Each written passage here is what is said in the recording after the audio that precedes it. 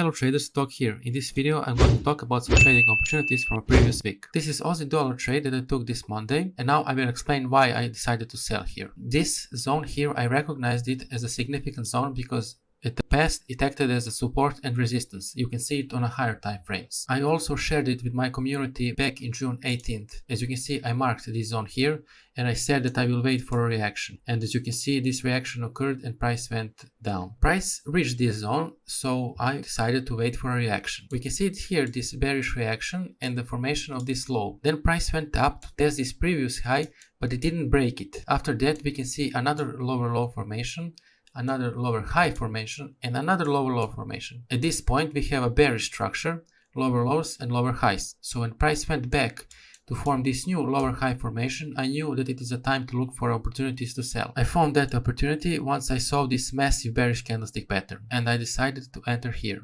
Moves were very slow here without major spikes, and I decided to keep this trade overnight because simply I believed in this trade and I felt confident about my analysis. Usually I don't keep trades overnight, but this time I decided to do that, and as you can see, it was a good decision because price went down and reached my take profit. So we managed to gain 50 pips. So basically all I wanted to do is wait for a reaction from this significant zone. Price formed lower lows and lower highs, which is a bearish structure, exactly what I was looking for. And then after this massive bearish candlestick pattern, I decided to sell, and luckily it was a good decision. The next trade that I want to talk about is this US dollar Swiss franc trade. On a 2-hour time frame, we can see this ascending channel chart pattern. And if you scale down on a lower time frame, like H1 or hour 1 time frame, we can see this higher highs and higher low structure. So when you connect these higher highs and higher lows with these two bullish parallel trend lines, you have ascending channel pattern. Here we can see that price confirmed this bullish trend line again, but then price went up and failed to break this previous high. So this is the first indication of a bearish pressure. And as you can see, this massive bearish candlestick pattern formed that broke this trend line and also broke our pattern. When I saw this massive bearish candlestick, I decided to sell, and I was just waiting for a good opportunity. Then we can see that price went up to retest this previous higher low, and this is the moment where I decided to sell. So I decided to wait for a pullback after this massive bearish candlestick, and then I decided to sell. This was not a perfect entry. As you can see, price then went up to test this previous high, basically formed this resistance zone here, and then formed these two massive bearish wick rejections. So I was lucky enough that my stop loss is above this resistance zone,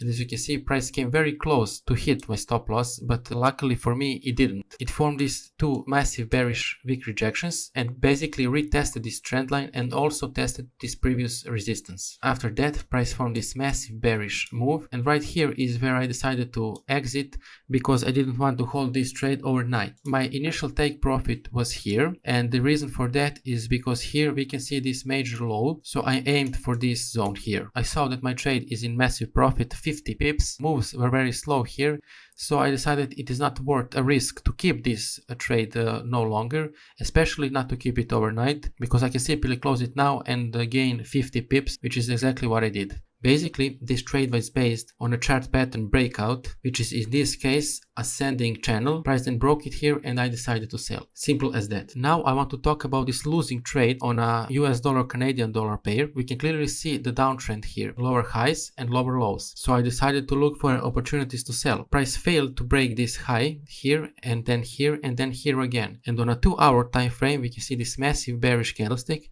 followed with this massive bearish wick rejection. Also, we have these high showings of this stochastic RSI indicator that I use. I scale down on a lower time frame, in this case 1-hour time frame. On this time frame, you can also see here that price failed to break this high, and then here again, and then here again. Price then formed this bearish candlestick, and immediately after that candlestick, bulls tried to push up here, but failed to break this zone. And I was thinking, okay, we have resistance here, we have bearish trend. Bulls tried to push up here and break this zone, but failed as bears took control and then again pushed the price down. So I decided to enter here, but unfortunately bulls took the control again and pushed the price up to break this resistance zone and also hit my stop loss. When you look on a 2-hour time frame, you can basically say that this was a fake out because price went up to break this resistance zone and then immediately returned to go down.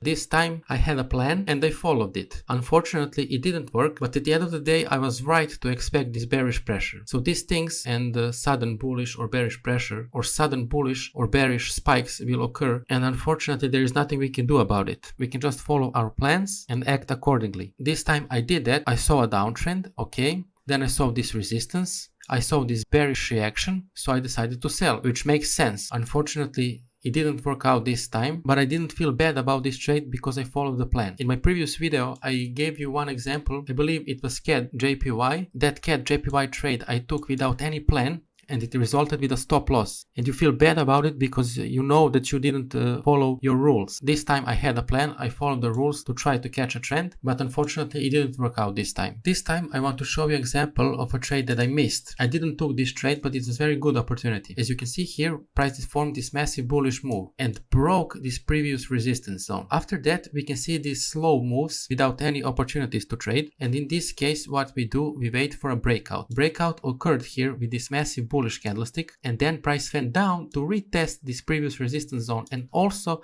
test this bullish trend line. Here we have this confluence zone between this resistance zone and plus this bullish trend line. Price formed these two massive bullish wick rejections, which indicated bullish pressure, and this was very good opportunity to buy here.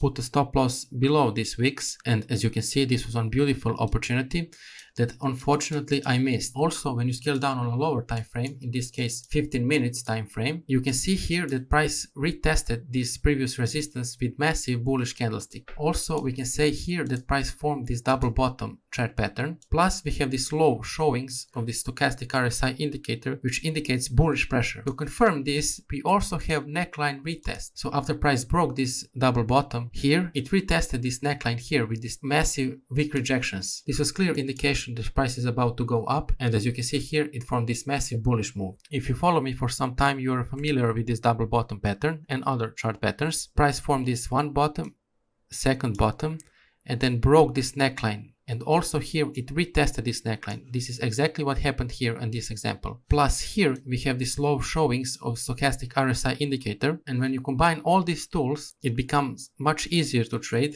and to make decisions. Unfortunately, somehow I missed this trade, but it was a beautiful opportunity to trade and gain massive pips. Here you can see an example of a gold analysis that I shared back in June 19th. Here I said that I expect bearish move, and the reason why I said that is because here we can see this significant zone. Price tested this zone multiple times in past, and then it formed this new resistance zone lower than this previous significant zone, and then price broke this support zone and basically formed this fake out here. We can consider this fake out as a new lower low. You can see here that price confirmed this support zone but then broke it and formed this new lower low. So when price confirmed this resistance zone again and formed this bearish pressure, I knew that I was supposed to look for a bearish move. And as you can see, price then broke this minor support zone with this massive bearish candlestick pattern. It also retested this broken support zone, and this is where I shared my analysis, where I said that I expect bearish move. Okay, I said here that I think there is a higher chance for the price to go down, and as you can see, that is exactly what happened. Price retested this zone again here, but eventually continued to go down and form this massive bearish move. This week I took 10 trades, 5 ended in profit and 5 ended in loss, but because of a good risk-reward ratio, I ended in profit. I hope this video helped you to better understand my trades and my trading strategy. If you like this video, please consider liking and subscribing to my channel. It is free and it helps my channel grow. Also, you can comment below your thoughts about trades that I took this week. Thank you very much and see you in the next video. Bye bye.